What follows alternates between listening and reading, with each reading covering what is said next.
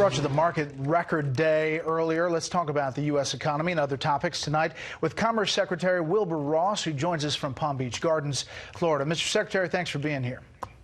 Thanks for having me on, Brett. And Happy New Year. Listen, we talked about the markets earlier. If you look over the past year, it's pretty stunning to see the graph of where the markets have been, where they've really accelerated. And then you look at the economy overall, the changes since the president took office. GDP growth currently at 2.1%. That's a little down, but unemployment 3.5%. Consumer confidence is up significantly, as are average hourly earnings. We put that up often to talk about the economy. Where, as Commerce Secretary tonight, do you see the U.S. economy as you look towards this new year in 2020? I think the U.S. economy is in very, very good shape. The main argument that the naysayers have is that it's 11 years into recovery. But I have news for them. Rallies, recoveries don't die of old age. Something has to kill them. The hyperinflation, an oil crisis, something like that. And I don't see anything on the horizon. Instead, there are some real pluses coming in. The settlement of the arrangements with the USMCA is going to be a huge, powerful influence. The International Trade Commission estimates on average it'll be some 370,000 jobs added as it gets rolling. The new agreement with China should be very, very powerful, $100 billion a year for the next couple of years. That alone is a ½ percentage point on the economy. Sooner or later, Boeing will hopefully get the 737 MAX back flying. That's probably been a ½ point drag on the economy. So those are a whole lot of things that have to be coming in as a positive, superimposed on the momentum that we already have. Well, you know, I feel very good. You mentioned the USMCA, and obviously that negotiated deal with Congress as the countries sign on. And you mentioned China. Today, headlines from two different papers with two different kind of market looks at the China deal. Washington Post, major hole in initial U.S.-China trade deal, suggesting it's not living up to everything that was promised. The New York Times says China injects $115 billion to stabilize its economy. What's the reality of this China deal? Does it fall short significantly of what the administration hoped? And what does it mean for China? Are they in trouble and they're in the negotiating mood? Well, in terms of the administration, this is not the final deal. This is phase one. The decision was made to get over the relatively easier parts first. We are getting very major concessions in terms of current trade. As I mentioned, $100 billion a year for each of the next couple of years. That's a lot. That's a ½ point in and of itself. But there's also changes in intellectual property right respect, changes in technology transfer, not letting that happen to the degree that it had been, a number of other things of that sort, financial services, foreign exchange, currency.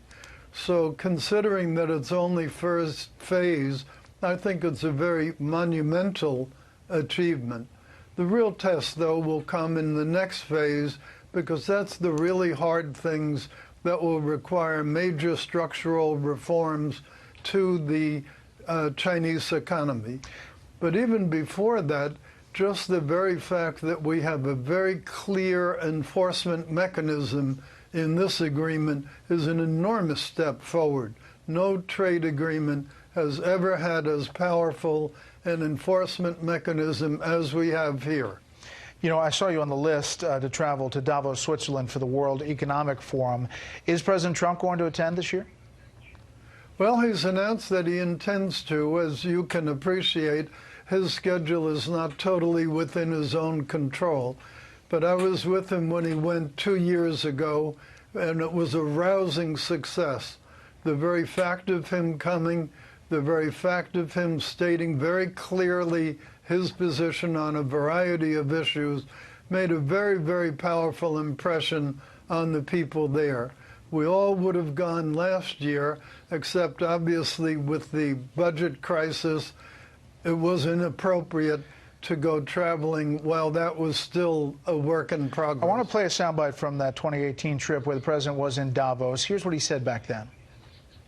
There's a tremendous spirit in the United States, all of those that are pouring billions of dollars into our country or $10 into our country. We thank you very much. I don't think the United States would have done very well if it went through 4 or 8 more years of regulation and really a very anti-business group of people. We have a very pro-business group. You know, that was the message then. What's the message this time as he goes to Davos, if he goes? What's the message to the world? Well, I think the message to the world will be that notwithstanding that people were criticizing his trade program, saying, oh, it's going to ruin the world trading system, it's going to ruin the world economy, and you'll never get success. Well, guess what? Assuming ratification of USMCA and assuming we have the signing on January 15th with China, that will be 4 important trade deals that he's completed within a 12-month period. The first 2 were the deal with Japan and the reformation of the KORUS Free Trade Agreement. No president has ever achieved that much in such a short time period. Mr. Secretary, last thing, and this is under your category, and that is the census.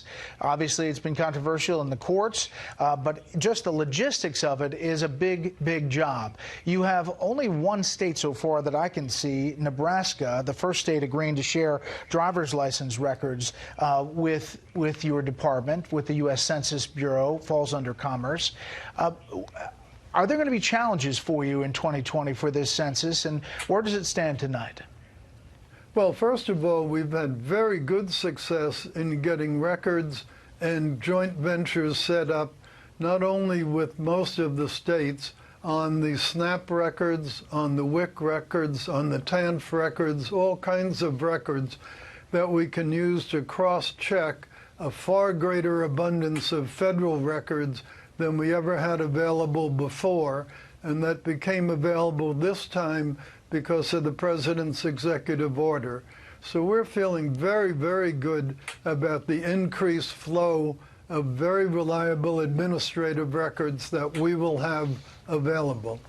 We also have found in the 2 experiments we've done that the addition of direct cell phone into the computer has greatly improved the efficiency of the enumerators. Enumerators are the people who go door to door to try to get the information verbally from those folks who didn't respond to the repeated mailings that were made to them. We're finding their efficiency is up more than 50%. That means we can make a lot more calls. More calls made means we'll have more success. I have every confidence this will be the most complete and most accurate census we've ever had. Obviously, it means a huge deal politically for different states and the representation here in Washington. Mr. Secretary, we appreciate your time, and again, Happy New Year. Well, thank you very much, and Happy New Year to you, Brett.